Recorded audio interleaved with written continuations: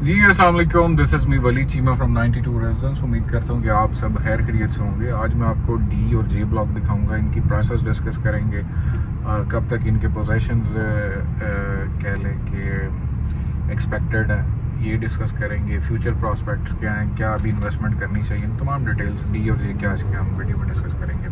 आप मेरे right side पर देख सकते हैं, इस टाइम डी ब्लॉक है, ठीक है। ये D2 आ जाता है नीचे, ठीक है।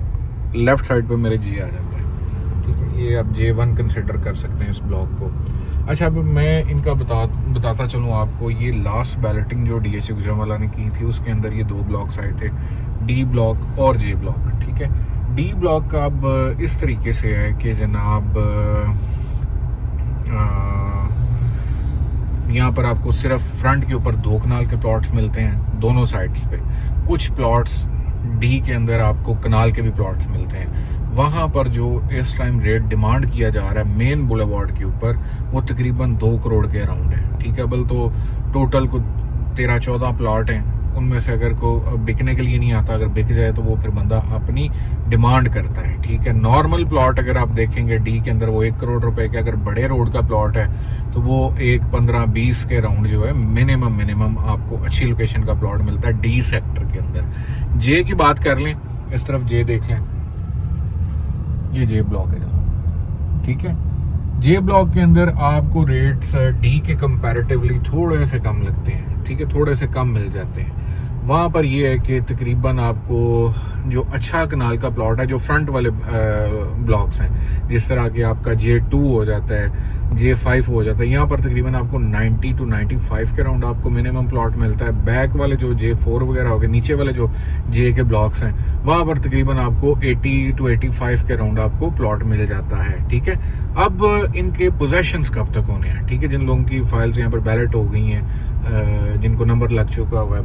अच्छा, अब मैं ना आगे भी आपको वीडियोस में दिखाता रहा हूँ और मैं आपको तमाम डिटेल्स बताएंगे इसमें ये है कि इसका ग्रे बिल्कुल ये क्लियर्ड ब्लॉक्स हैं, ठीक है। डी के अंदर को थोड़ा सी लिटिगेशंस हैं, इतनी नहीं है, बिल्कुल थोड़ी सी ना होने के बराबर इसमें लिटिगेशंस हैं, वो जल्दी सॉर्ट आउट हो जाएंगी। लेकिन फिल वक्त DHA गुजरांवाला ने इसको खुद रोका है, क्योंकि DHA गुजरांवाला चाह रहा है कि हम पहले साइडों को बात कर लें, उसके बाद हम इन ब्लॉक्स की तरफ आएंगे। आप एक्सपेक्ट कर सकते हैं कि आपको 1.5 से साल से 1.5 साल, 1-2 साल के अंदर आपको इसके पोजेशंस मिल जाएंगे।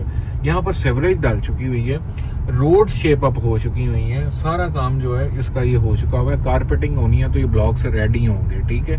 और मैंने आपको बताया 1 साल से 2 साल में इसके पोजेशंस होंगे।